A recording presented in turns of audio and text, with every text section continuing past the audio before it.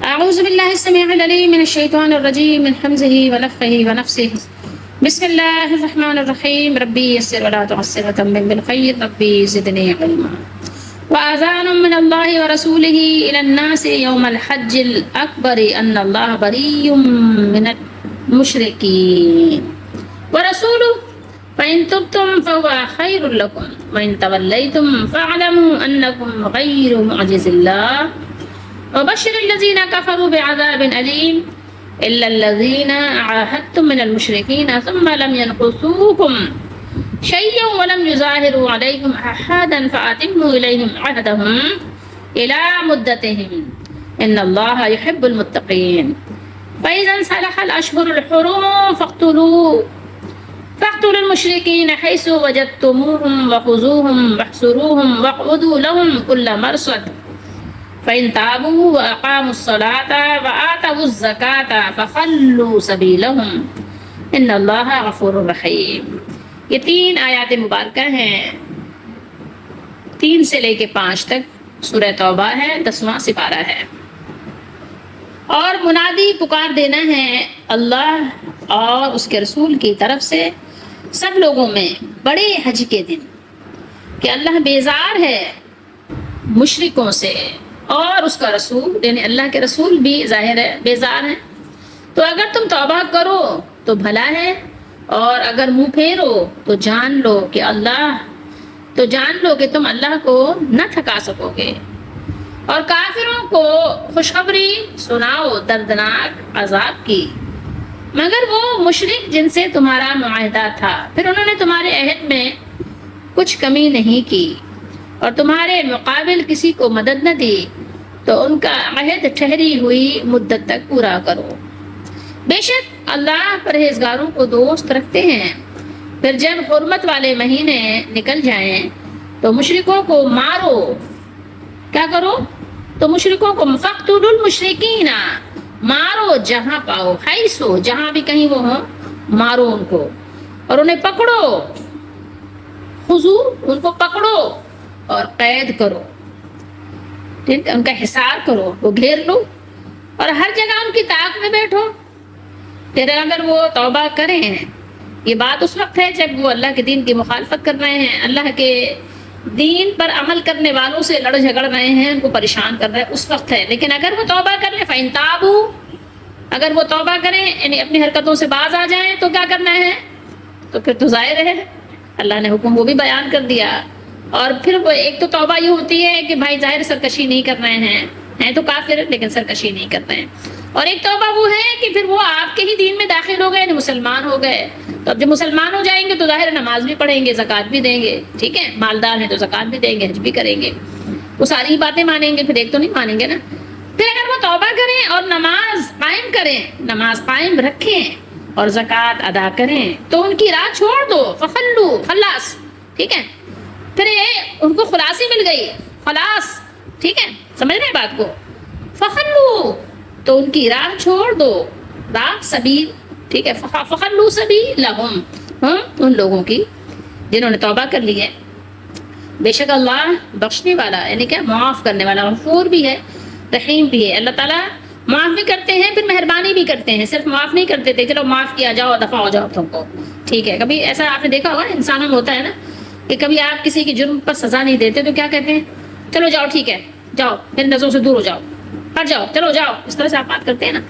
لیکن اللہ تعالیٰ کیا یہ معاملہ نہیں ہے. اللہ تعالیٰ معاف کرتے ہیں تو پھر رحم بھی کرتے ہیں، شفقت بھی کرتے ہیں، ٹھیک ہے، پیار بھی کرتے ہیں، دودھ بھی پلاتے ہیں، شہد بھی پلاتے ہیں، ٹھیک ہے. پھر آپ کو اپنی مہربانی کی رحمت کے چھاؤں میں، ٹھیک ہے، اے سی کے ڈک میں آپ کو ٹھنڈی ٹھنڈی دھوپ میں بھی ہوائیں دیتے ہیں. تو اللہ تعالیٰ کی مہربانی ہوتی ہے. جب اللہ تعالیٰ کسی کو معاف کرتے ہیں تو صرف معاف نہیں کرتے، جیسے انسانوں میں ہے نا سخت دل لوگ، کیا ہوتا ہے اگر کسی کی سفارش سے کبھی کوئی نرمی اگر ان میں آ بھی گئی، معاف بھی کر دیا تو معاف کر کے پھر دھتکار دیتے ہیں، ٹھیک ہے. تو ان کی مہربانی اتنی ہی ہوتی ہے. لیکن اللہ تعالیٰ کی مہربانی یہ ہوتی ہے کہ معاف کرنے کے بعد پھر اپنے رحمت میں ان کو چھپا بھی لیتے ہیں. پھر ان کو ان کے گناہ یاد نہیں دلائے جاتے کہ پہلے تم کیسے تھے، پہلے تم کیا کرتے تھے، ہیں اپنے پہلے والے دنوں کو یاد کرو. پہلے تم کیسے بے پردہ پھرتی تھی, اب بڑی تم آئی ہو مجھے نصیحت کرنے. پہلے تم کیسے جو ہے سود کھایا کرتے تھے, اب بڑے آئے ہو تمہیں بتانے کہ حلال کھایا کرو. پہلے کو چھوڑ دو. اللہ نے ان کو معاف بھی کر دیا, ان پہ مہربانی بھی کرتی. تو اللہ تعالیٰ صرف معاف نہیں کرتے, مہربانی بھی کرتے ہیں. جہاں پر اللہ تعالیٰ نے غفور صفت بیان کی, وہیں پر ساتھ میں رحیم بھی اللہ بیان کرتے ہیں. اللہ غفور بھی ہیں, اللہ رحیم بھی ہیں. کبھی کبھی کوئی بندہ ایسا بھی نظر آتا ہے انسان کہ کہتا ہے کہ ہمارا احسان مانو, ہم نے تم کو نا چھوڑ دیا, احسان مانو. ٹھیک ہے, ایسی سی باتیں نا لوگ کرتے ہوئے نظر آتے ہیں, دکھائی دیتے ہیں, سنائی دیتے ہیں کہ ٹھیک ہے تم کو چھوڑ دیا یہی کیا کم ہے, تم کو سزا نہیں دی یہی کیا کم ہے. بہرحال ایک حدیث شریف کے الفاظ کچھ اس طرح ہے جو میں آپ کو اشعار میں سنانا چاہوں گی.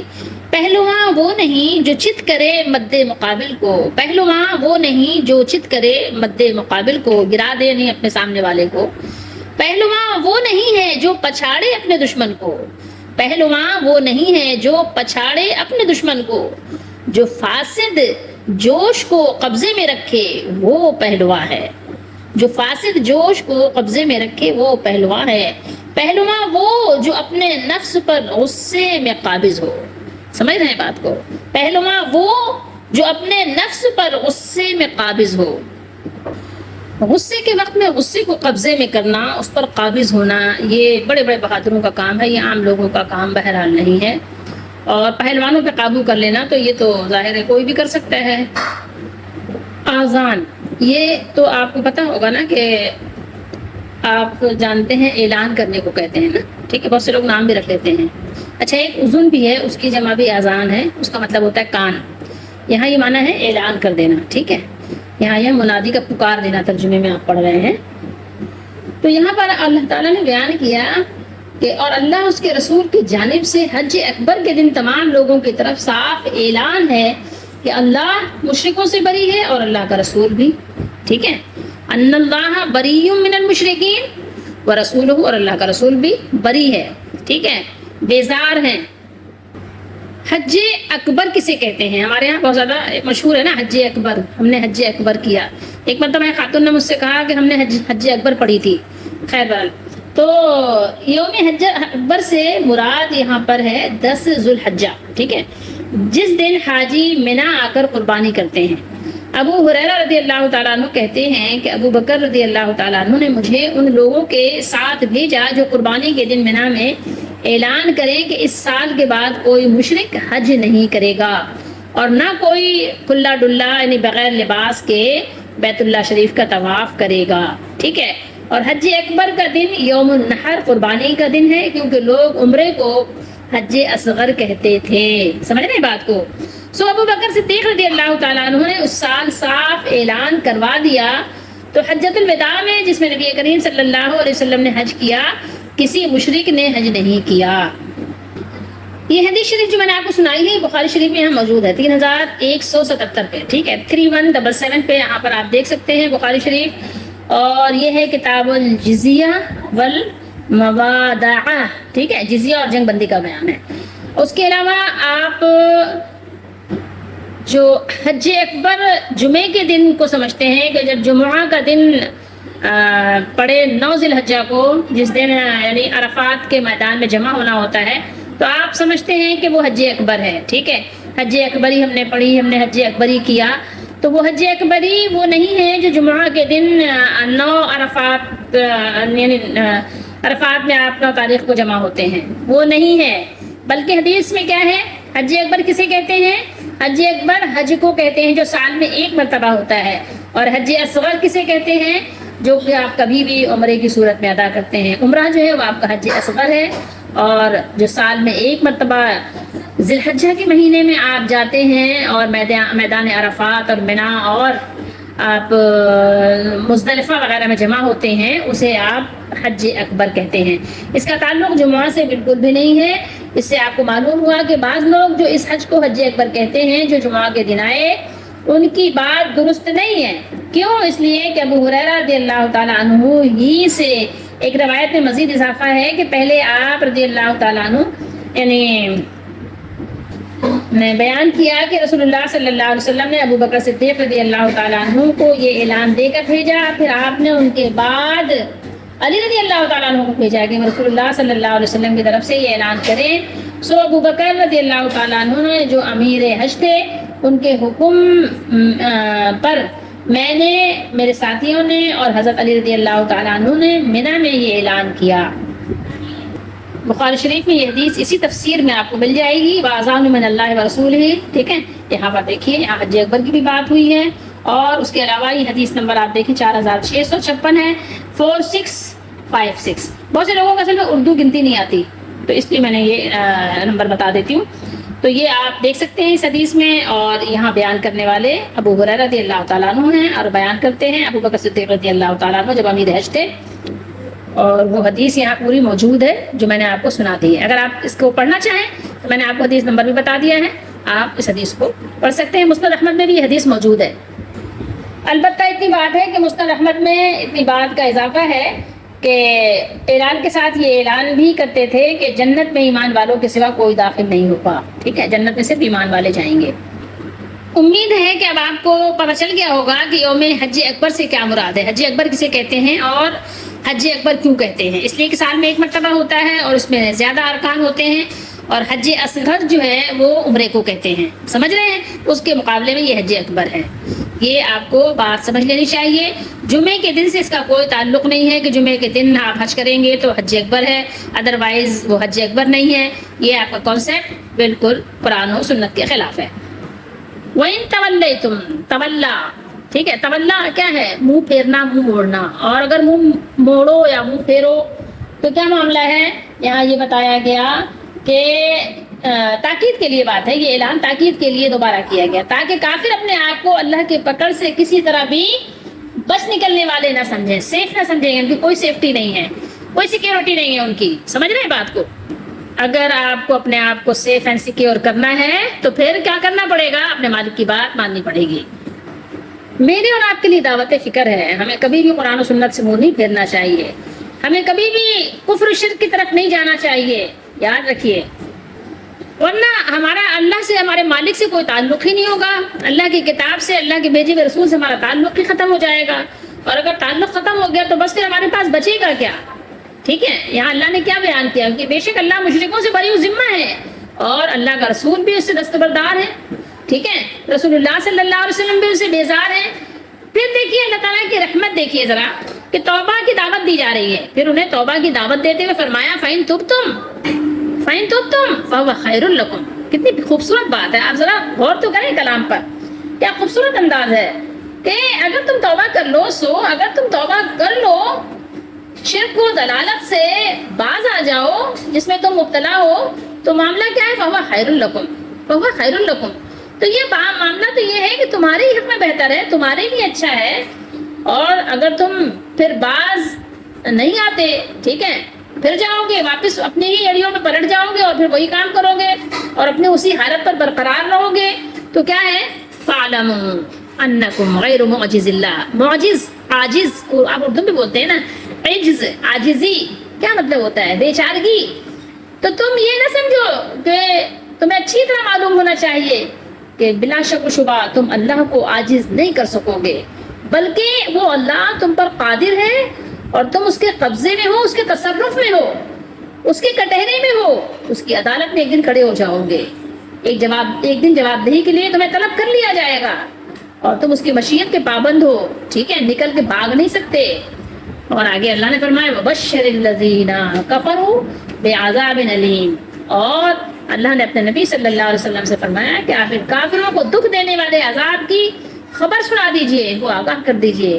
یعنی دنیا میں ان کے لیے ذلت و رسوائی اور آخرت میں ہتھوڑوں اور بیڑیوں کے ساتھ انہیں عذاب دیا جائے گا. دنیا کا عذاب تو ہم سہ نہیں پاتے. ذرا غور تو کریں، اپنے کمزور بدن پر رحم کریں. اب آیت نمبر 4 میں اللہ تعالیٰ نے عہد و پیمان والوں کے بارے میں بیان فرمایا. ٹھیک ہے، کہ جن لوگوں سے عہد تھا اس کے لیے کسی وقت کا تعین نہیں تھا، ایک مطلق عہد تھا. ٹھیک ہے، ومن عام، ان کو 4 مہینے کی مہلت دے دی گئی. یہ ہم پہلے بھی پڑھ چکے ہیں لیکن دوبارہ اللہ تعالیٰ نے یہاں بیان کیا کہ وہ زمین پہ چلے پھریں اور اپنی جان بچانے کے لیے، اپنی جان بچانے کی خاطر جہاں جانا چاہیں چلے جائیں. اور جن لوگوں سے عہد و پیمان کی مدت مقرر ہو تو ان کے لیے حکم یہ تھا کہ ان کے لیے مدت مقررہ تک عہد کا پاس کیا جائے. اس سے پہلے اس مفہوم کی احادیث بھی بیان ہو چکی ہیں جو آپ پڑھ چکے ہیں، سن چکے ہیں۔ جن لوگوں نے رسول اللہ صلی اللہ علیہ وسلم کے ساتھ کوئی عہد کر رکھا ہو تو اس کی مدت مقررہ تک پاس رکھا جائے گا، بشرطے کہ وہ جس سے عہد ہوا ہے معاہدے کی عہد شکنی نہ کریں اور نہ کسی اور کو مسلمانوں کے خلاف حملے کے لیے اکسائیں، ٹھیک ہے۔ اس لیے اللہ تعالیٰ نے ایفائے عہد کی ترغیب دیتے ہوئے فرمایا، ذرا غور کیجئے قرآن مجید کے ذرا الفاظ پر، کیا؟ ان اللہ یحب المتقین، ان اللہ یحب المتقین، جو اپنے عہد کو پورا کرنے والے ہیں، ٹھیک ہے۔ تو اللہ تعالیٰ کیا کرتے ہیں؟ اللہ تعالیٰ ان کو پسند فرماتے ہیں، ان سے محبت کرتے ہیں۔ کیا کرتے ہیں اللہ تعالیٰ؟ یقینی بات ہے یہ، ٹھیک ہے، بلا شک و شبہ اللہ تعالیٰ متقیوں سے محبت کرتے ہیں۔ اور یہاں متقیوں سے مراد کون لوگ ہیں، کن لوگوں کی بات ہو رہی ہے، آپ خود ہی اندازہ لگا لیں۔ تو آج جو لوگ اپنے آپ کو مسلمان کہتے ہیں تو کیا واقعی وہ یہ کام کرتے ہیں؟ کیا وہ متقیوں میں آتے ہیں؟ کیا وہ اس کیٹیگری میں آتے ہیں کہ اللہ ان کو پسند کرے؟ ذرا اپنا بس سبق آپ خود ہی نکالتے ہوئے چلے جائیں تو زیادہ بہتر ہوگا، اور ہم اگر عرض کریں گے تو شکایت ہوگی۔ اگر آپ متقی ہیں تو آپ کا تقوی آپ سے تقاضا کرتا ہے، ٹھیک ہے، کیونکہ تقوی کا یہ تقاضا ہے کہ عہد کو پورا کرو، عہد کو پورا کرنا ہے، اور جو لوگ عہد کو پورا کرتے ہیں تو یہ متقیوں کی ایک صفت ہے، اور متقین سے اللہ تعالیٰ محبت کرتے ہیں اور اللہ تعالیٰ ان کو پسند فرماتے ہیں۔ آیت نمبر 2 میں ہم نے پڑھا تھا نا، اربعۃ اشہر، ٹھیک ہے، یہ اشہر اور اربعہ 4 مہینے۔ اب یہاں آیت نمبر 5 میں دیکھیے، فَإِذَا انْسَلَخَ الْأَشْهُرُ الْحُرُمُ، پھر جب حرمت والے مہینے، حرم یعنی حرمت والے مہینے، یہ حرم کیا ہے؟ حرمت والے مہینے کیا ہوں؟ نکل جائیں، گزر جائیں۔ تو 4 مہینوں میں سے کون مہینے مراد ہیں یہاں پر؟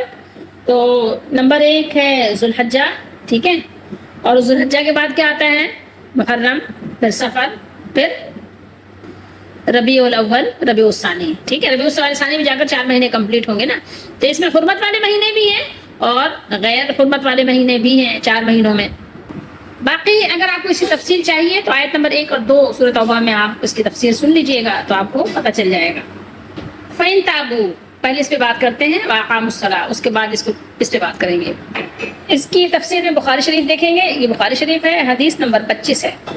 فرمایا فَإِن تَابُوا وَأَقَامُوا الصَّلَاةَ وَآتَوُا الزَّكَاةَ فَخَلُّوا سَبِيلَهُمْ، اور فرمایا رسول اللہ صلی اللہ علیہ وآلہ وسلم نے، أُمِرْتُ أَنْ أُقَاتِلَ النَّاسَ حَتَّى يَشْهَدُوا أَن لَا إِلَهَ إِلَّا اللَّهُ وَأَنَّ مُحَمَّدًا رَسُولُ اللَّهِ وَيُقِيمُوا الصَّلَاةَ وَيُؤْتُوا الزَّكَاةَ فَإِذَا فَعَلُوا ذَلِكَ عَصَمُوا مِنِّي دِمَاءَهُمْ وَأَمْوَالَهُمْ إِلَّا بِحَقِّ الْإِسْلَامِ وَحِسَابُهُمْ عَلَى اللَّهِ۔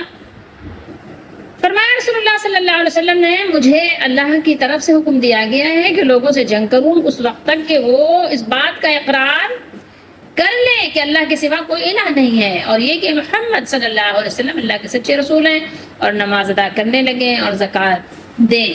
جس وقت وہ یہ کام کرنے لگے تو مجھ سے، اللہ کے رسول سے، مسلمانوں سے اپنے جان و مال کو محفوظ کر لیں گے، سوائے اسلام کے حق کے۔ رہا ان کے دل کا حال تو ان کا حساب اللہ کے ذمے ہے۔ تو اسلام کا حق کیا ہے؟ یعنی اگر کسی نے کسی کو قتل کر دیا ہے تو اس کے بدلے میں قتل کیا جائے گا، اسلام کا حق ہے یہ، ٹھیک ہے۔ اگر کسی نے شادی شدہ ہونے کے باوجود بھی کسی خاتون کے ساتھ غلط کام کیا ہے تو پھر ظاہر ہے اسلام کا حق ہے، وہ پھر اس سے لیا جائے گا۔ کسی ڈاکو نے ڈاکہ ڈالا ہے، کسی کے گھر میں گھس گیا ہے تو ظاہر اسلام کا حق ہے، پھر اس سے وہ حق لیا جائے گا، یہ الگ بات ہے۔ ادروائز اس نے ظاہر ہے جب اسلام قبول کر لیا، زبان سے کر لیا، دل میں اس کے کفر ہے، لیکن اللہ کے نبی نے فرمایا کہ ہم اس کے زبان کو بات مانیں گے، اس کے عمل کو دیکھیں گے، نماز پڑھ رہا ہے، زکوٰۃ دے رہا ہے، حج کر رہا ہے، ٹھیک ہے، تو ظاہر ہے اس کا ہم پیچھا چھوڑ دیں گے۔ اور اس کے دل میں اگر کفر ہے، منافق ہے وہ، تو منافق ہے تو منافقوں کا حال کیا ہے اللہ کو تو معلوم ہے، اللہ حساب لے لیں گے، اللہ کے ذمے ہے۔ اب اگر یہاں آپ یہ سمجھیں یا سوچیں کہ یار یہاں بہت ساری چیزوں کا تو ذکر ہے ہی نہیں، یہاں تو صرف نماز، زکوٰۃ اور کلمہ طیبہ کا ذکر ہے، باقی چیزوں کا تو ہے ہی نہیں کوئی، تو آپ کو یاد رکھنا چاہیے، آپ کو یاد رہے کہ رسول اللہ صلی اللہ علیہ وآلہ وسلم کی رسالت کی شہادت میں آپ کے تمام احکام کی فرما برداری کا اقرار آ جاتا ہے، سمجھ رہے ہیں۔ اگر ان میں سے کسی حکم کا انکار آپ کریں گے تو جو عام سب کو معلوم ہے کہ وہ اللہ اس کے رسول کا حکم ہے، تو کیا ہوگا؟ وہ پھر وہ مرتد ہو جائے گا، دین سے نکل جائے گا۔ اور اگر کسی حکم کا انکار تو نہ کرے مگر عمل نہ کر سکے تو گناہگار مسلمان ہوگا، کافر نہیں ہوگا۔ البتہ مسلمان ہونے کی ظاہری نشانیاں وہ ہیں جو اوپر ذکر ہوئی. ان کا صرف اقرار کرنا یا دل میں ماننا کافی نہیں، بلکہ ان پر عمل کرنا خون اور مال کی حفاظت کا ضامن ٹھہرایا گیا ہے. ٹھیک ہے، ادروائز نہ تو نماز نہ پڑھنے والا، جو نماز نہیں پڑھتا وہ بھی مسلمان نہیں ہے، جو زکوٰۃ نہیں دیتا وہ بھی مسلمان نہیں ہے. یہ آپ جان لیں. اگر کوئی شخص نماز چھوڑ دے تو اس سے امان اٹھ جاتی ہے، اس سے امان اٹھ گئی. یہی وہ حکم ہے جس کی بنا پر ابو بکر صدیق رضی اللہ تعالیٰ عنہ نے زکوٰۃ نہ دینے والوں سے، زکوٰۃ کے منکرین سے جنگ کی اور فرمایا کہ میں اس شخص سے ضرور لڑوں گا جو نماز اور زکوٰۃ میں فرق کرے گا. سمجھ رہے ہیں بات کو؟ توبہ کرنے کے بعد نماز قائم کر لی اور زکوٰۃ ادا کر لی، فخلو، خلاص ہو گئی بات. ان کا راستہ آپ بالکل چھوڑ دیں. یہاں بات ہوئی تھی کیا؟ اوپر بات ہوئی تھی کہ ان کے راستے میں بیٹھو. ٹھیک ہے، ان کے راستے میں آپ بیٹھیں. وقعدو، ٹھیک ہے، قعدہ بھی کہتے ہیں اس کو، میں بیٹھنا. اب یہاں پر حکم دیا جا رہا ہے ساروں کو کہ بیٹھو، جو یعنی بیٹھ سکتا ہے ان کے راستوں میں. کل مرصد، ٹھیک ہے، لیکن یہاں کہا فخلو سبیلہم، چھوڑ دو ان کا راستہ. تو اب یہ کیسے دو کام کرنے سے راستہ چھوڑ دیا جائے گا؟ ٹھیک ہے، دو کام اگر وہ کرنے لگ جائیں تو بس وہ مسلمان ہے، پھر چاہے وہ کچھ کریں چاہے نہ کریں. آپ نے کیا سمجھا اس سے؟ نہیں، یہاں دیکھیں سمجھایا گیا ہے آپ کو، مجھے اور آپ کو سمجھایا گیا، مجھے اور آپ کو سمجھانے کے لیے قرآن آیا ہے. شان نزول تو اس کا جو ہے وہ تو ہے، لیکن ہے تو قیامت تک کے لیے نا. یہ حکم تو قیامت تک کے لیے ہے نا.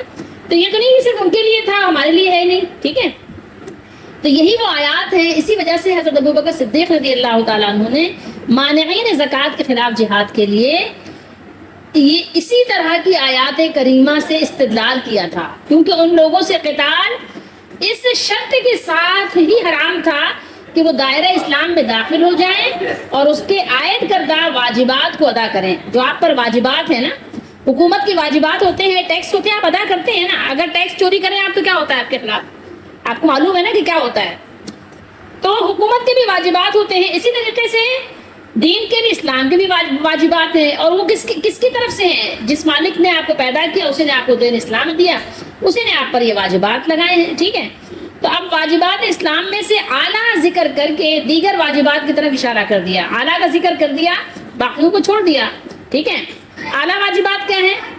شہادتین کے بعد کلمہ طیبہ شہادت آپ دیتے ہیں کہ اللہ ہے، اللہ کے سوا کوئی الہ نہیں ہے، کوئی طاغوت نہیں ہے. طاغوت کو سب کو آپ نے توڑ پھوڑ کے اپنے سب کو آپ نے ڈیمولش کر دیا. ٹھیک ہے، تو اس کے بعد ارکان اسلام میں سب سے اشرف و افضل رکن نماز ہے، جو کہ اللہ تعالیٰ کا اپنے بندوں پر حق ہے. اس کے بعد زکوٰۃ کا درجہ ہے، جسے فقراء اور محتاج لوگوں کے فائدے کے لیے واجب قرار دیا گیا ہے. مخلوق سے متعلق افعال میں سے زکوٰۃ سب سے اشرف اور افضل عمل ہے. اسی وجہ سے اللہ تعالیٰ نے قرآن مجید کے بہت سے مقامات پر نماز اور زکوٰۃ کا اکٹھا ہی ذکر کیا ہے. آپ کو معلوم ہوگا یہاں اللہ تعالیٰ نے فرمایا وَاحْصُرُوهُمْ وَاقْعُدُوا لَهُمْ كُلَّ مَرْصَدٍ، اور ان کو گھیر لو اور ہر گھات کی جگہ ان کی طاق میں بیٹھے رہو. یعنی صرف انہیں پکڑنے پر اکتفا نہ کرو، بلکہ ان کے ٹھکانوں اور قلعوں میں ان کا محاصرہ کر لو اور راستوں پر ان کے لیے گھات لگا کر بیٹھ جاؤ، اور زمین کو اپنی تمام تر وسعتوں کے باوجود ان پر تنگ کر دو اور انہیں مجبور کر دو کہ وہ اسلام کو نقصان نہ پہنچائیں، بلکہ ان کو اتنا ان کو تنگ کرو کہ یا تو وہ اللہ والے بن جائیں اور یا تو پھر اللہ والوں کو تنگ نہ کرے وہ. ٹھیک ہے، اس میں ان کا بھلا ہے. بھلا کیا ہے؟ ایک لحاظ سے دنیا کا بھلا ہے، ایک لحاظ سے دونوں دنیا اور آخرت دونوں کا بھلا ہے. اگر وہ اسلام قبول کر لیں گے، مسلمان بن جائیں گے، تو کیا ہے؟ جہنم سے بچ جائیں گے، ہمیشہ کے عذاب سے بچ جائیں گے. اگر وہ قتل کے ڈر سے بھی اگر مسلمان ہو جاتے ہیں تو ہو سکتا ہے کہ ان کے دل میں بھی ایمان اتر جائے. ٹھیک ہے، تو یہ بات ہے، یہ عوام الناس کی بات بہرحال نہیں ہے، یہ بات لیڈرشپ کی ہے. ٹھیک ہے، یہ عوام الناس کی بات نہیں ہے کہ عام آدمی اٹھے اور جو چاہے وہ کرنے لگ جائے. ایسا کسی کے لیے حکم نہیں ہے اسلام کا، ہرگز نہیں ہے. ٹھیک ہے، یہاں غور کرنے کی ایک بات ہے کہ لیڈرشپ کو، حکمرانوں کو ایک بات بتائی گئی ہے کہ جو حاکم ہے، حاکم وقت ہے، ان کو چاہیے کہ وہ اس بات پر اکتفا نہ کریں کہ ہم پر حملہ ہوگا تو ہم حملہ کریں گے، جواب دیں گے، جوابی کارروائی کریں گے. اس میں کیا ہوتا ہے؟ آپ پیچھے ہوتے چلے جاتے ہیں، سمٹتے چلے جاتے ہیں. ٹھیک ہے، تو یہاں بتایا گیا ہے کہ اس بات پر اکتفا نہ کرو کہ وہ تمہیں کہیں ملے تو تم کارروائی کرو، وہ تم پر حملہ کرے تو تم حملہ کرو، بلکہ جہاں جہاں ان کے حصار ہیں، قلعے ہیں، پناہ گاہیں ہیں، ٹھیک ہے، ان کا محاصرہ کر لو اور ہر جگہ ان کی گھات میں رہو، حتیٰ کہ تمہاری اجازت کے بغیر ان کے لیے نقل و حرکت ممکن نہ رہے. کیونکہ وہ اللہ تعالیٰ کے اپنے مالک کے باغی ہیں وہ، ٹھیک ہے. جیسے حکمران کا، حاکم کا، لیڈرشپ کا کوئی باغی ہوتا ہے، اس کے ساتھ آپ کیا سلوک کرتے ہو؟ تو جو اپنے حقیقی مالک کا باغی ہو تو پھر ظاہر ہے اس کا کیا پھر حق ہے کہ اس کے ساتھ کس طرح سلوک کیا جائے. یہ بات یہاں سمجھنے کی بہت زیادہ ضرورت ہے کہ اگر کوئی بادشاہ وقت کا باغی ہو جائے تو کیا ہے، اس کو حکم ہوتا ہے کہ دیکھتے ہی گولی مار دی جائے، ٹھیک ہے. جہاں بھی وہ نظر آئے نا، باغیوں کے گروہ کا کوئی بھی فرد نظر آئے، انڈیویجول ہو یا جو بھی ہو، اس کو فوراً مار دو. یہی حکم ہے نا، یہی اس کے ساتھ سلوک روا رکھا جاتا ہے نا. تو جب یہ سلوک ایک عام ایک انسانی بادشاہ کا ہے، تو جو بادشاہوں کا بادشاہ ہے، جس کو نہ موت آتی ہے، جس کو نہ نیند آتی ہے، جو نہ بھوکا ہوتا ہے، نہ کسی چیز کا محتاج ہے، جو بھولتا نہیں ہے، جو سوتا نہیں ہے، اس مالک کا ایسے بادشاہ کی بادشاہی کا حکم پورا کرنا کتنا ضروری ہے.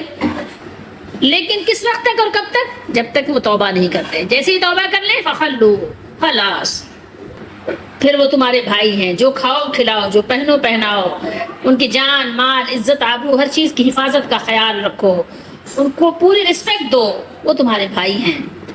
اب یہاں پر ان آیات میں ذرا اللہ کی رحمت پر غور کریں تو دل کہنا کہ جھوم جائے تو کیا کم ہے کہ اللہ تعالیٰ کی کتنی مہربانی ہے اپنے بندوں پر، کہ ایک انسان کتنا ہی بڑا جرم کر لے اور اللہ تعالیٰ کو اس سے بیزار بھی ہو جائیں، اللہ تعالیٰ اپنے رسول کو بھی اس سے بیزار دستبردار کر دیں، پھر بھی اللہ تعالیٰ دیکھیں آپ کے لیے مہلت کا دروازہ کھلا رکھتے ہیں.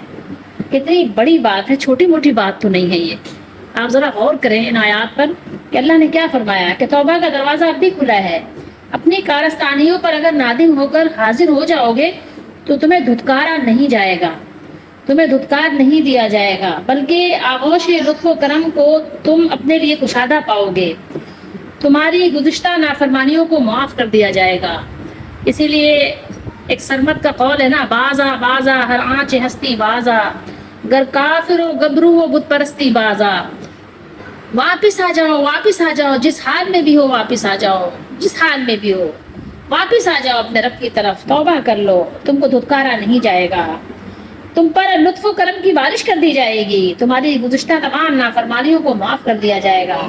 لیکن یاد رکھو اس کے ساتھ یہ بات بھی کہ اگر اب بھی تم شرارتوں سے باز نہیں آئے اور بدستور تم دین اسلام کی، مسلمانوں کی مخالفت پر کمر بستہ رہے تو کان کھول کر سن لو، تمہاری کوئی تدبیر، کوئی کوشش، کوئی سازش اللہ تعالیٰ کے فیصلوں کو ناکام نہیں بنا سکتی.